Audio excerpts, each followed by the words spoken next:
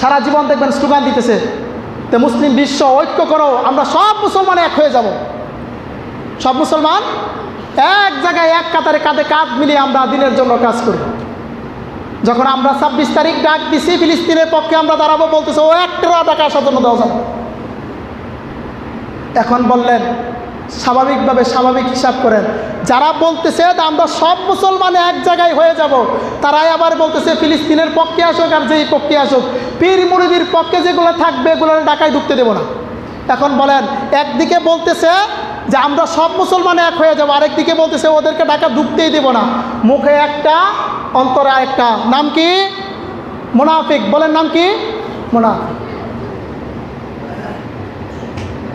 আমরা না কোনো রাজনৈতিক দল না কোনো ব্যক্তি স্বার্থে ঢাকায় একত্রিত হওয়ার জন্য ডাক দিছি।